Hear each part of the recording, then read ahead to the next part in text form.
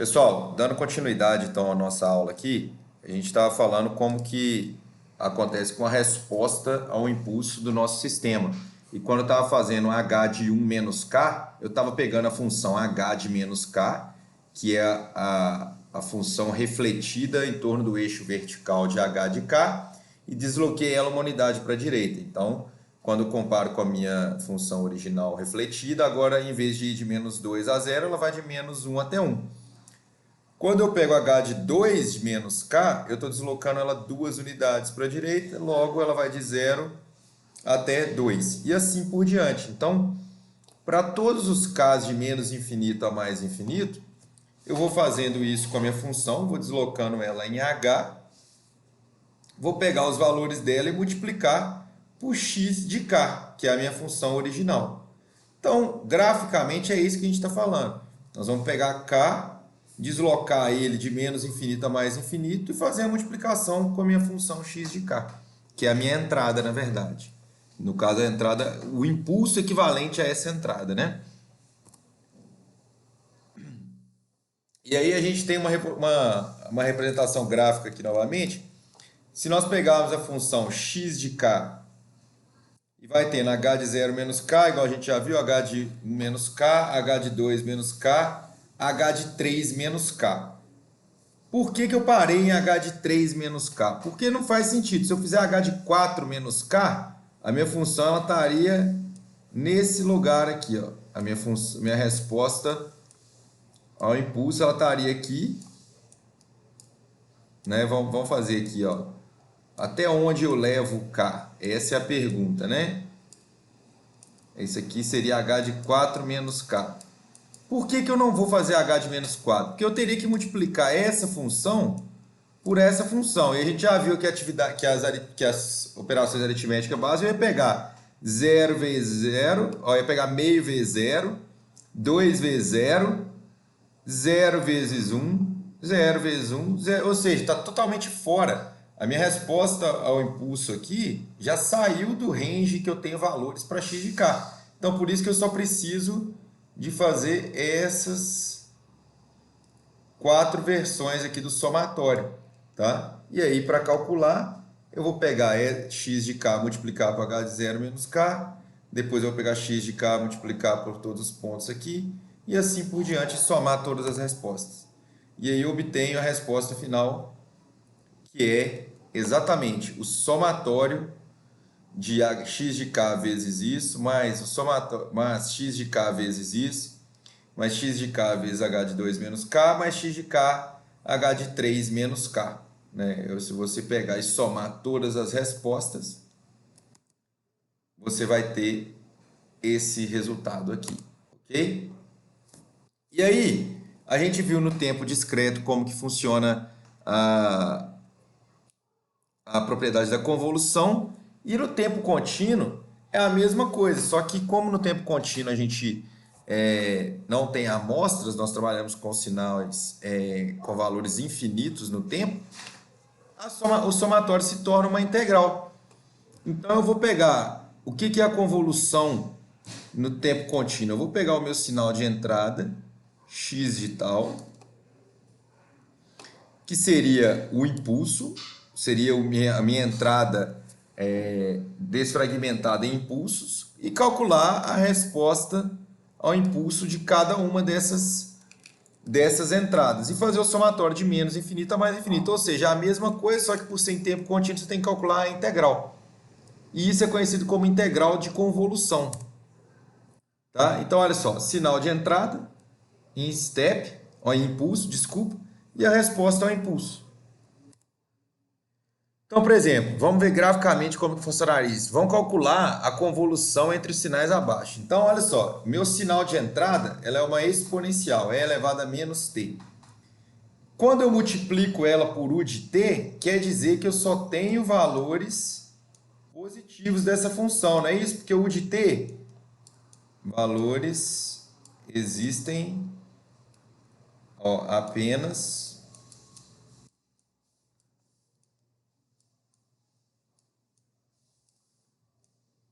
para t maior que zero. Porque o de t não é zero para t menor que zero. Então eu estou pegando essa função que ela teoricamente iria de menos infinito a mais infinito e estou falando que agora ela vai de zero até infinito. E h de t, que é a minha resposta ao impulso, ela é elevado a menos 2t vezes a função degrau também, unitário. Da mesma forma, ela só vai existir de zero até infinito. Tá ok? Então, qual que é a representação gráfica? Olha só, minha função de entrada x de t, ela começa em zero, exatamente porque eu multipliquei ela pela função degrau, e ela decai ao longo do tempo até 5 segundos. A minha função h de t, ela é uma exponencial também, só que ela decai duas vezes mais rápido, porque ela é elevada a menos 2t, né? Então, ela não é que é duas vezes mais rápido, mas ela decai mais rápido para zero. O que a gente vai fazer? Nós vamos trocar a variável t por tal nessas funções e nós vamos refletir a nossa resposta ao impulso da função em torno do eixo vertical. Então, desculpa aqui, o meu eixo vertical ele passa aqui e nós vamos refletir ela para aplicar a nossa fórmula. Lembrando, por que eu estou refletindo ela? Porque a fórmula fala que eu tenho que pegar h de t menos tal. Menos tal, eu estou refletindo ela. Então, aqui a gente tem a representação gráfica. Olha só. Eu tenho h de 1 menos tal por x de tal. Então, elas estão se encontrando aqui, porque eu não estou deslocando. Então, ela é zero. Quando eu reverto essa função, é como se ela viesse para cá, né? Isso daqui seria... Essa função aqui, ó, seria h de menos t, ou h de menos tal, né? Que a gente vai substituir por tal. Que é essa função refletida nesse ponto. E aí eu começo a deslocar a minha função que foi refletida. Que no caso seria essa daqui, que é a que decai mais rápido. Então, se eu faço h de 1 menos tal, que seria isso aqui, ó, na verdade isso aqui é essa função. Eu desloco ela para a esquerda em uma unidade, e aí por diante. E aí eu vou sobrepondo as duas, eu vou caminhando com a minha resposta ao impulso sobre a minha função original, e a cada vez que eu caminho com ela, eu vou fazendo o somatório da multiplicação entre elas. Então, a minha resposta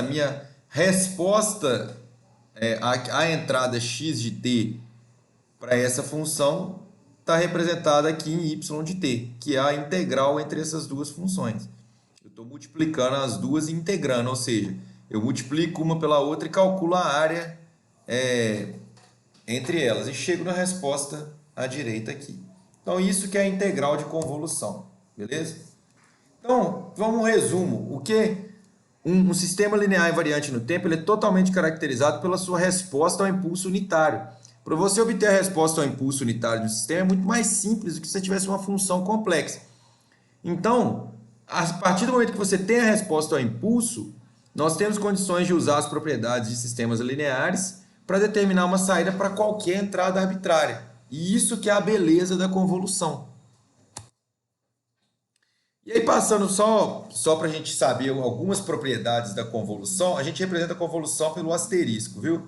Então, ele está falando que a convolução ela é comutativa. Ou seja, x de t, convolução com y de t, é a mesma coisa de y de t com a convolução de x de t. A associativa é a mesma coisa, você não importa a ordem dos produtos aqui, da convolução. Você pode fazer a soma dela distributiva e tem a propriedade da diferenciação. Então, isso aqui depois vocês deem uma olhada com mais carinho, mas são algumas das propriedades da convolução, ok? E aí, nós temos os sistemas lineares variantes no tempo e nós podemos modelar esse sistema de formas a obter uma equação que relaciona a entrada e a saída do sistema. Então, toda vez que a gente está modelando um sistema físico, por exemplo, a resposta, a equação que descreve esse sistema, ela é uma equação diferencial. E como que é uma equação diferencial? Na verdade, você tem uma constante que multiplica uma derivada de ordem k e você vai fazendo um somatório. Por exemplo, um sistema, vamos fazer um sistema aqui de uma massa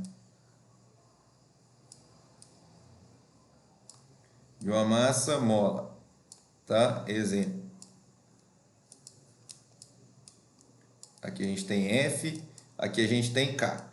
Se nós aplicarmos a lei de Newton, que fala que o somatório de forças é igual a massa m d2x de dx2, a gente tem que essa equação, esse sistema mecânico é representado por m d2x de dx2 mais kx tem que ser igual a F. Ou seja, como que eu represento o meu modelo do sistema linear? Se você trazer para essa fórmula aqui, ó, eu tenho que n igual a 2, porque ele é um sistema de segunda ordem, porque ele tem derivadas de segunda ordem. Então, n aqui seria 2. O meu k igual a 1, eu não tenho uma derivada de primeira ordem nesse sistema. Então, para k igual a 1, o a de 1 aqui seria 0, tá? E para k igual a 0, a derivada aqui, quando aqui é 0, na verdade, você multiplica apenas pela função, no nosso caso, x. Então, você teria kx. Então, essa representação matemática, ela está falando isso. Você pega um sistema físico qualquer e você representa ele por constantes que multiplicam derivadas da ordem k, dependendo do seu tipo, de ordem n até 0, dependendo do seu tipo de sistema modelado. Tá bom? É isso que essa equação aqui está falando para a gente. Quando a gente está falando em tempo discreto, a gente está falando de equações de diferenças, porque qual que é a definição de derivada? Você pega uma taxa de variação num espaço infinitesimal. Quando nós estamos em regime discreto, em tempo discreto, você não tem um espaço infinitesimal, você tem a diferença entre duas amostras. Então, é isso que está falando. Olha só, eu vou pegar uma constante e vou pegar o valor em um ponto, subtrair de outro ponto. Eu não vou fazer uma variação infinitesimal, é uma variação entre dois pontos. É isso que essa fórmula está dizendo para a gente. Beleza? Então, isso a gente chama de equações de diferenças, em vez de equações diferenciais. Então, o que que fala? Uma equação diferencial de ordem n, ela necessita de n condições de contorno. Ou seja, se na minha equação diferencial aparecer algo como d2x de dx2, a ordem que ele está falando de ordem n seria 2. E eu preciso de duas condições de contorno, porque vão aparecer duas constantes que eu preciso definir. Eu vou precisar de duas equações para satisfazer duas incógnitas.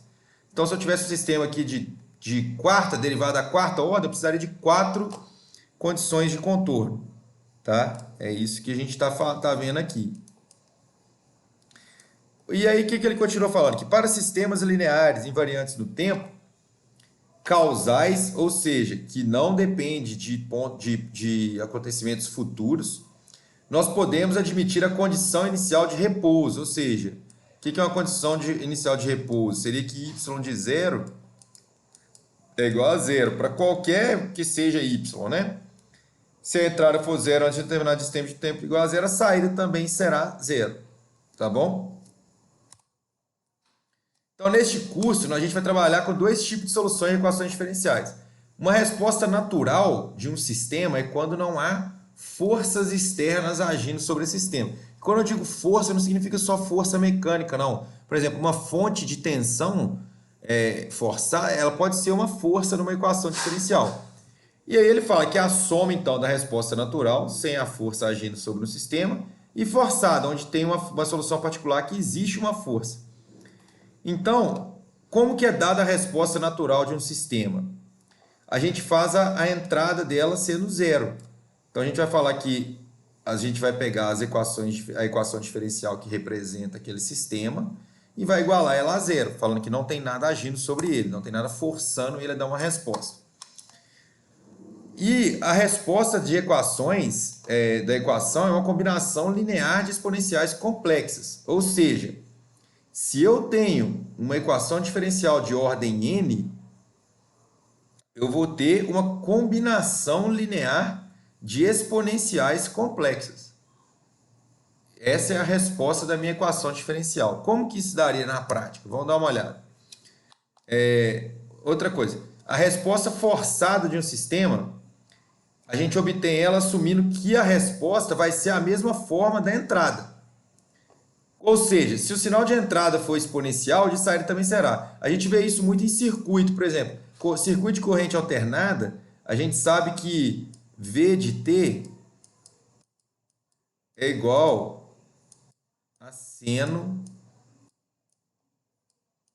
de ômega t mais φ.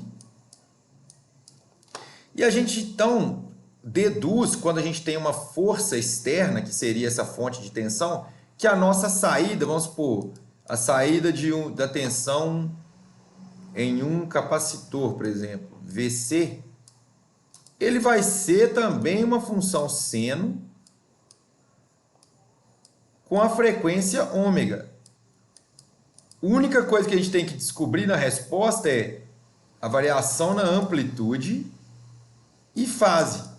É o que a gente chama de análise fasorial, por causa disso, porque você sabe que a sua resposta forçada vai ter a mesma forma da sua entrada, só que você vai ter uma atenuação amplitude atenuação da amplitude e uma modificação na fase, mas a frequência também vai ser a mesma. Então é isso que a gente está falando aqui nesse slide. Então vamos dar um exemplo de equações diferenciais. Vamos fazer o circuito RLC modelado como um sistema a partir de equação diferencial de segunda ordem. Para a gente fazer isso com o circuito RLC, a gente tem que usar a nossa função y de t como seno a carga, em função do tempo, tá? E aí, o que é o circuito RLC? Vamos fazer ele aqui, ó. Tem uma função tensão, tem uma fonte de tensão, ele tem uma resistência, ele tem um indutor, ele tem um capacitor e ele tem aqui R, L, C e uma corrente I. Beleza, pessoal? Então, aplicando a lei de Kirchhoff, vamos chamar isso aqui de VS. Então, pela lei de Kirchhoff, nós vamos fazer tudo em função da carga. Então, vamos lá. VS menos a queda de tensão em R. A gente tem que lembrar que I é a taxa de variação da carga em relação ao tempo, dQ dt. Então, VS menos... Qual que é a queda de tensão no resistor? Não é RI? Então, se a gente está fazendo em função da carga, é R dQ dt. Menos, qual que é a queda de tensão em um indutor? Não é LDI dt? Mas eu sei que I é dQ dt. Então, LDI dt é a mesma coisa que LD2Q de dt2, certo? Então, LD2Q de dt2. Menos, qual que é a queda de tensão no capacitor em função da carga? Olha só, a gente tem que lembrar que para um capacitor a carga é igual a capacitância vezes a tensão. Logo, a tensão é igual a Q sobre C. Então, isso aqui é menos Q sobre C. Isso aqui tem que ser igual a zero. O que nosso livro faz? Ele chama Q de Y, nessa equação aqui de cima. Ele divide toda a equação por L, por isso que você tem aqui R sobre L. Aqui você vai ter só o D2Y de dt2. E aqui você vai ter o Q, que seria o Y, sobre LC. E ele substitui VS por E elevado a menos 5t, que na verdade ele chama aqui de x de t, que é a saída, que é a entrada. X de t é igual a VS, que é igual a E elevado a menos 5t. Então ele chega a essa equação aqui de segunda ordem. Tá? É só manipulação algébrica e chamar as variáveis com nomes diferentes. E como que a gente vai achar a resposta? Então ele fala assim, ó, olha só, R é 5 ohms, L é igual a 1 ohm, e a capacitância é igual a 1 Henry, desculpa, e a capacitância é igual a 1 sexto de Faraday, tá? E aí ele fala as seguintes condições de contorno para a gente, olha só, em y igual a zero, em y de zero é igual a zero, y não é a carga, então ele está falando comigo que a carga no instante de tempo zero é igual a zero. E ele está me falando que a corrente, porque dy de zero dt, na verdade é dq zero de t, ou seja, a corrente no instante zero é igual a 5 amperes, que seria aqui a unidade, né? Essas condições de contorno, elas vão ajudar a gente a achar as nossas constantes na solução da equação diferencial. Então, a solução da equação diferencial ela é dada pela sua resposta natural e forçada. Vamos calcular, então, a parcela natural da nossa função. Vamos voltar na nossa modelagem aqui, ó. Quando eu estou falando que eu estou calculando a minha parcela homogênea, eu estou falando que Vs é zero. Eu estou pegando isso aqui tudo e estou igualando a zero. Então, ele fez isso aqui, substituiu os valores que foi dado, eu caí nessa equação diferencial. A solução diferencial aqui é uma equação de segunda ordem, a gente sabe que vai ser duas exponenciais, né? Então, como que a gente resolveria isso? Aplicando Laplace, a gente sabe como que Laplace fala para a gente. A gente pega a derivada segunda de uma função no domínio da frequência, aplicando a transformada de Laplace, é igual a s ao quadrado vezes a função no domínio S. Quando é dy dt, a transformada de Laplace é S y de S. E a função y de t no domínio S, ela é y de S. Então é isso que ele faz aqui, ele pega e substitui. Então eu tenho d2yt de dt2, eu vou falar que isso aqui é S ao quadrado y de S. Eu vou falar que isso aqui é 5S e vou falar que isso aqui é 6y de S. Eu isolo o y de S e como aqui é zero, eu elimino o y de zero. Vamos só para vocês entenderem o que ele fez. Era a minha transformada de Laplace de cada termo era dado por isso aqui. Mais 5S. Opa, peraí. Vou pegar a borracha aqui.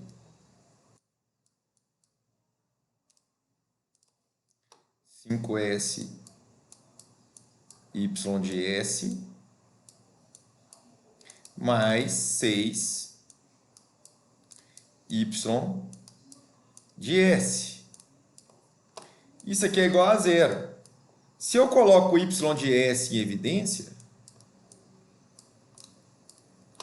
eu vou fazer isso aqui, ó. S ao quadrado mais 5S mais 6 é igual a zero.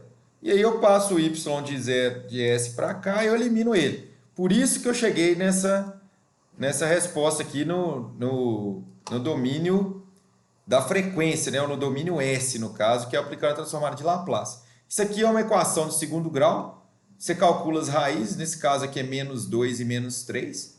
Porque se você fazer menos 2 vezes menos 3 é 6. Menos 2 menos 3 é menos 5.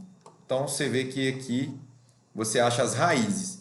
E eu sei que a minha resposta, como é uma equação diferencial de segunda ordem, vai ser uma exponencial elevado a menos S1 de t, mais uma exponencial elevada a menos 3t. E eu fiquei com o problema de achar C1 e C2. Né? Isso aqui é S1, o meu expoente aqui, e isso daqui é S2, tá?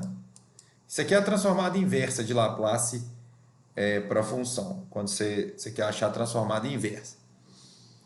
E aí agora eu tenho que achar C1 e C2. Como que eu acho C1 e C2? Eu preciso de duas equações. E aí eu uso as minhas condições iniciais. Olha só, y de 0 não é 0?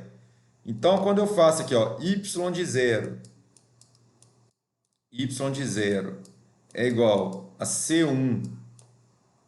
Quando eu faço t igual a 0, esse termo aqui fica e elevado a 0. Mais C2 e elevado a 0. Isso daqui tem que ser igual a 0. Logo, C1 mais C2 é igual a 0. E a outra função aqui, ó, dy dt, é igual a 0, é só eu derivar isso aqui. A derivada de uma exponencial, eu não passaria o menos 2 multiplicando para cá. E a derivada disso aqui, eu não passaria o menos 3 multiplicando aqui. E aí eu ia fazer menos 2c1 é elevado a menos 2t, menos 3c2 é elevado a menos 3t, tem que ser igual a 0. E aí o expoente aqui é 0, ia ficar então menos 2c1 menos 3c2 tem que ser igual a 0. Que é exatamente isso aqui. Ó, tem que ser igual a 5, desculpa, porque ele falou que dy, voltando aqui, ó, dy de 0 dt é igual a 5, não é igual a 0 não, desculpa. Então, eu cheguei a duas equações, tenho duas incógnitas, acho C1 e C2, substituo e encontro a minha resposta livre. Resposta homogênea. O problema acabou? Não. A solução da minha equação diferencial é a resposta homogênea, a resposta livre, mais a resposta forçada. Então, eu estou no problema agora, ainda que eu tenho que achar a resposta forçada do sistema. Então, a gente vai supor que a resposta forçada ela tem a saída possui a mesma forma da entrada. Então, se a gente voltar lá na nossa definição do problema, eu falei que a minha entrada ela é elevada a menos 5t, a minha tensão. E eu estou supondo que a minha resposta forçada vai ser essa função multiplicada por uma amplitude qualquer que ela vai sofrer alteração por conta dos componentes elétricos do sistema. Não é isso? Então, como que eu vou falar? Eu vou substituir todas as funções, todos os meus y na minha equação diferencial. Olha só, vamos voltar aqui, ó. Onde eu tenho y de t, eu vou substituir por a vezes e elevado a menos 5t, que é a minha equação forçada. E aí eu ficaria com a equação dessa forma. Tá bom? Isso aqui é a minha resposta forçada também. Y de t vai ser toda essa forma. Lembrando que a derivada de uma função exponencial é sempre você multiplicar o expoente que está aqui e manter a forma da função. Então, quando você faz isso duas vezes, você tem menos 5a vezes e elevado a menos 5t. Você deriva de novo, menos 5 vezes menos 5 dá 25 positivo a elevado a menos 5t. E aí você desenvolve todas as equações, né? Até chegar nesse ponto. Se a gente assumir que a amplitude, que o A vai ser igual a 1, né? Nesse caso aqui, quando a gente faz, por que A é igual a 1? 25A elevado a menos 5t menos 25A elevado a menos 5t, isso aqui sai. Você tem que 6A vezes A elevado a menos 5t é 6 vezes A elevado a menos 5t. Lógico, logo para isso aqui ser verdade, eu posso considerar que A é igual a 1, na verdade. E aí, como a minha solução é a resposta natural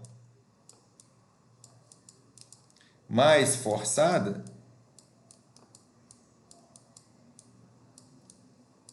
eu tenho que a minha resposta vai ser a minha resposta livre, 5e elevado a menos 2t menos 5e elevado a menos 3t, mais e elevado a menos 5t, porque eu falei que A aqui é igual a 1. Na verdade, isso aqui tudo tem que ser igual a 1 e a gente chega na resposta completa da equação diferencial.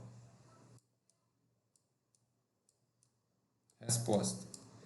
Tá ok, pessoal? No caso do tempo discreto, a gente falou que as equações elas viram equações de diferença. E aí a forma de resolver é análoga às equações diferenciais. A gente tem que achar a resposta natural e a resposta forçada do sistema. A equação homogênea no tempo discreto é dada por essa forma. E aí a gente tem um exemplo aqui de uma equação das diferenças, sendo que aqui o k está indo até 1, né? Então a gente tem y de n menos 1 quinto de y de n menos 1 é igual a x de n. Determinar então a função y de n que satisfaça essa equação das diferenças, né? Qual que é a função que, se eu pegar o valor dela, subtrair 1 quinto do valor dela no mesmo ponto, subtrair de 1, vai ser igual a x de n. Então é isso que a gente quer achar. A gente quer achar uma função que satisfaça essa equação. Então vamos lá. Para resolver esse problema é necessário que a gente conheça os valores passados da saída. Por quê? Eu estou aqui chamando o valor de y de n menos 1. Isso aqui é o que aconteceu no instante de tempo passado, na amostra passada. Vamos considerar então a condição inicial de repouso e a entrada ser A vezes delta de n. Isso aqui é o impulso, então a resposta seria A, né? Como x de n é igual a zero para todo n menor ou igual a menos 1, a saída do sistema também será nula para todo n menor ou igual a menos 1. Ou seja, a gente só tem que considerar daqui para frente. Então, a condição de contorno que a gente vai ter aqui, y de menos 1, ele tem que ser igual a zero. Eu só tenho valores de zero para frente. E aí, avaliando as equações da diferença para n maior ou igual a zero, eu vou só substituir valores. Olha só, estou pegando essa fórmula aqui e vou começar a substituir valores de n aqui de zero para cima. Então, o que eu tenho? Olha só, y de zero, aí eu vou substituir por x de zero, mais 1 quinto de y de menos 1, tal, chegou até A, que era que a gente considerou a nossa saída como sendo o impulso vezes A. Então, eu só vou ter valor de A, né? Quando n é igual a zero, só vai valer A. E aí eu vou fazendo, olha só, y de 0 é igual a A, y de 1 é igual a 1 quinto de A, y de 2 é igual a 1 quinto elevado ao quadrado de A, y de 3 é igual a 1 quinto elevado ao cubo de A. Então a gente começa a perceber que há uma lógica aqui na série, onde a minha resposta é 1 quinto elevado a n vezes A, onde n é o valor que a gente está substituindo em y. Então essa é a solução da nossa equação das diferenças.